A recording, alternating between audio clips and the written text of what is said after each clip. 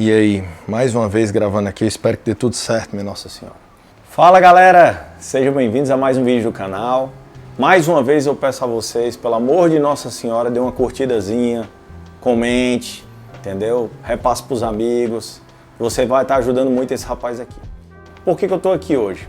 Eu tô aqui para falar sobre um velho hábito que de alguma forma foi se perdendo com o tempo. Vou tentar ser até mais natural, meu roteiro foi diferente aqui, porque a galera tava dizendo que eu tava muito engessado, tava parecendo um boneco.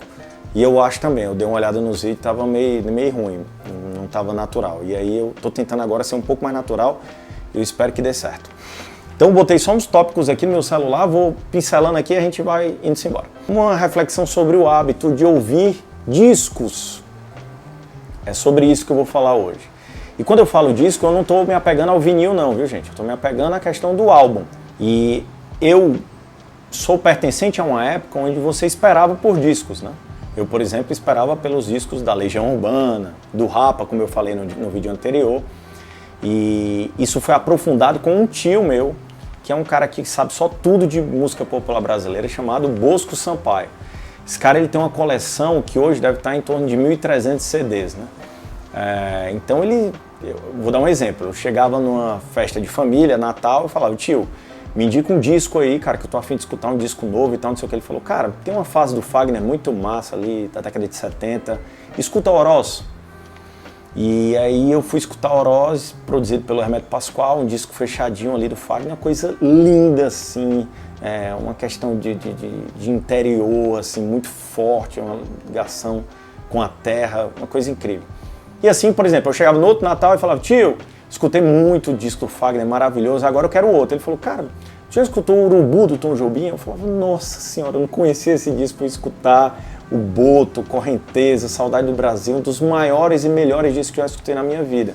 Então esse tio, ele foi importantíssimo para mim, ele apresentou até uns que eu vou falar aqui. E o que mudou, né, de tempos para cá? O mercado, né? Então por um viés mercadológico, a ausência inclusive das gravadoras, dando espaço a artistas produzirem seus próprios materiais, hoje em dia o cara ele não faz mais milhões com discos, ele faz milhões com shows, com outras coisas, notoriedade. Então a galera passou a fazer muito single para ficar na cabeça da galera, entendeu? Para ser um cara relevante. Então o tempo todo tipo assim, é muito melhor, em vez de você passar 3 anos para lançar um disco, você lançar, sei lá, 3 músicas por ano, 4 músicas por ano. E é isso que eles vêm fazendo, né, os artistas. Então, isso com certeza muda no hábito. Outra coisa é o streaming, né, velho? Então, chega um Spotify da vida, que ele tem um algoritmo que faz, inclusive, o seu gosto, né? Então, ele cria playlists. Então, você acaba sendo guiado a consumir. Isso acontece na Netflix pro cinema também, né? O cara não tem mais nem gosto, ele deixa na mão da máquina. Então, ele vai escutando ali e, consequentemente, a máquina vai sabendo o que é que você gosta mais e vai te empurrando ali algumas novidades para você escutar, para você, enfim, adotar. E aí, cara, tipo assim, quais são as mudanças, né, devido a isso? Eu resolvi listar 3 das principais mudanças que eu acho que aconteceram devido a essa mudança de sair de álbum, né, massificado, para ir para esses singles, esses lançamentos, mixtape, etc. Eu acho que a primeira coisa é a perca de qualidade. Então, cara, vou dar um exemplo. Se você pega um artista como o Djonga, que lança um disco todo ano, e você cobra qualidade, né, lá em cima de um cara desse, é mais difícil. Por quê? Porque você fazer um disco todo ano não é uma tarefa muito fácil. Então, por exemplo, quando você pega no aspecto da relevância também do disco, você tem ali o Sobrevivendo no Inferno do Racionais, que deu voz a uma galera que nunca tinha se escutado o que o rap pode proporcionar, né? Então faz um disco antológico, incrível, vira livro, vira tudo. Cara, será que se o Racionais fizesse só singles ou disco todo ano, ele conseguiria produzir e fazer um disco desse? Acho que não, é muito mais difícil. Então a qualidade cai, a relevância cai. E principalmente da identidade. Então eu trouxe aqui um exemplo para vocês, que eu vou até passear por esse disco aqui, pelo celular, que é o disco Alucinação, de 1976, do Belchior. Eu sou apenas um rapaz latino-americano sem dinheiro no banco, sem parentes importantes e vindo do interior. Esse disco, ele tem muitos sucessos. Então, se você vai lá no Spotify, por exemplo, ou qualquer tipo de streaming de música, e você coloca Belchior, vai aparecer quais são os principais sucessos dele, alguns álbuns, etc. Isso já vai determinar o teu consumo. E aí vamos supor que você escuta só apenas um rapaz latino-americano, que é um grande sucesso do Belchior.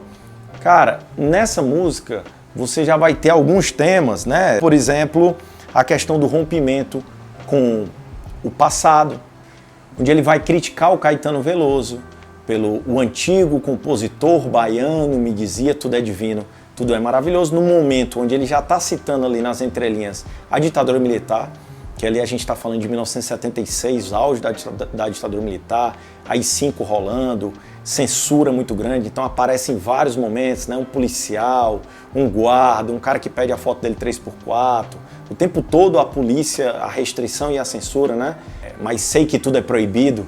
Né? Então, o tempo todo ele vai estar falando, ele fala, né, por exemplo, e não tem um amigo sequer que ainda acredite nisso não.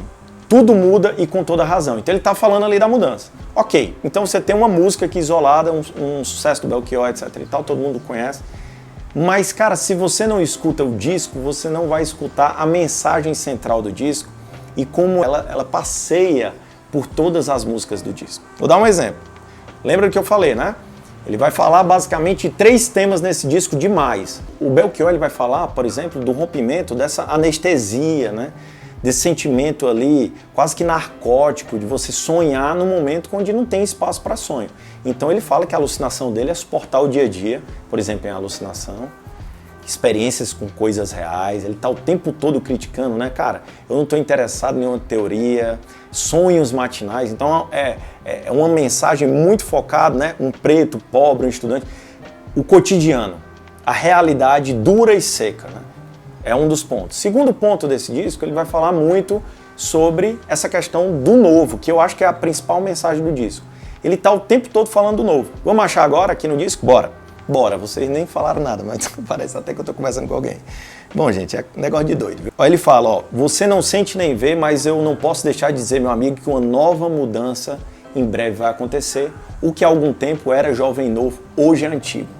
E todos precisamos rejuvenescer. Então, isso aparece em Velha Roupa Colorida. Ah, é só Velha Roupa Colorida. Fala em outro ponto. Cara, como nossos pais. Não quero lhe falar, meu grande amor, de coisas que aprendi nos discos. Como nossos pais, que ficou eternizado na voz da Elis Regina. É um clássico que fala o quê? As pessoas tendem a ver essa música de uma forma mais fofinha, de que, né, apesar de termos feito tudo e tudo que fizemos, ainda somos os mesmos e vivemos como os nossos pais. A galera costuma ver isso como uma coisa, pô, que lindo, eu sou parecido com meu pai e minha mãe. Mas na verdade o Belchior ali, ele tá fazendo uma crítica completamente ácida de que, cara, tu tá atravessando gerações, as coisas estão mudando e você tá fazendo rigorosamente as mesmas coisas que os teus pais. Apesar de termos feito, né? Ele começa com isso. Cara, é impossível que depois de todos os avanços, mudanças, novas características, vocês estejam reeditando o comportamento de pessoas que não são da tua época. Então viva a sua época, seja a sua originalidade. Então o Belchior ele vai travar essa luta contra o passado. Vamos achar em outra música? Bora! A Palo Seco, por exemplo. Essa questão do rompimento com o sonho, né? Com essa beleza em momentos de desgraça, né? Se você vier me perguntar por onde andei no tempo que você sonhava, de olhos abertos, ó, sem dormir, sem sonhar, sem imaginar uma sociedade que não é a que nós estamos vivendo, amigo, eu me desesperava. Gente, isso é tão atual, cara. É simplesmente o que eu tô passando aqui, numa pandemia com um presidente bizarramente ridículo. E como é que a gente sonha em momentos como esse? Não dá para sonhar. Assim como o Belchior, no auge dos seus 30 anos, como eu tenho 31 também, exalando vida, exalando juventude, o cara tem uma ditadura militar travando tudo, né, cara? Travando letras, travando a cultura, travando a vontade de viver dessas pessoas. Então eu falei os 3 pontos, né? Que é essa questão do rompimento com o lado onírico da coisa, né? Essa questão do novo que vem e que vai mudar, essa questão do passado, etc e tal. E o terceiro é a ditadura militar e o contexto social que a gente vivia em 1976. A gente vivia assim, né? Porque eu consigo me conectar tanto com ele que eu passo a dizer que eu vivi aquele momento. Então, gente, para não me alongar aqui, você também pode ver isso com outros discos, como por exemplo Pink Floyd, né? The Dark Side of the Moon, Animals, The Wall, são conceitos ali, músicas que inclusive elas terminam e a outra já inicia com a mesma melodia, né, para você dar uma ideia de continuidade, a ópera do rock, né, The Dark Side of the Moon.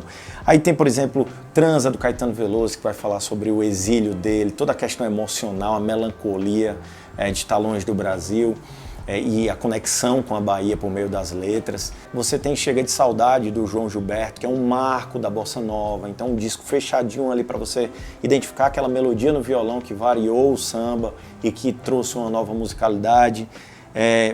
Afro-Ciberdelia, do Chico Sainz, que por sinal, no nome já traz os 3 conceitos centrais do disco, né? Afro de África, de influência da música, da cultura africana, cibernética no sentido de trazer a tecnologia e as inovações tecnológicas dentro da música, e a psicodelia, né?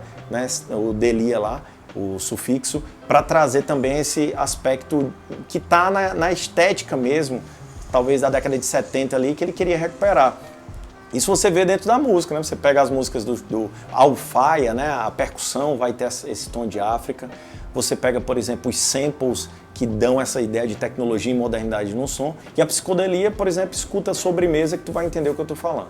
Ficar um pouco atualmente, né? O Random Access Memories do Daft Punk também, uma obra fechadinha ali, a galera conhece mais Get Lucky, Lose Yourself to Dance, mas tem várias outras músicas que tem uma mesma mensagem central ali do disco, é uma coisa linda.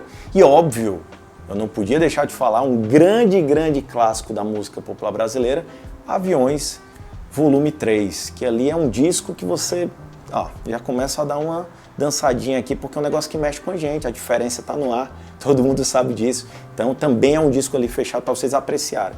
Então eu queria finalizar falando que, gente, não existe forma certa ou errada de escutar música, o importante é ter contato com cultura, mas é lógico que a forma de você se conectar com o artista, naquele momento que ele fez aquele disco, que ele conseguiu fazer aquela obra fechadinha, é por meio de você escutar um disco de uma forma fechada. Existem muitos desvios que tiram a atenção da gente hoje em dia, mas quem sabe um bom convite para tomar uma garrafa de vinho e escutar um disco seja uma porta de entrada para você penetrar nessa cultura.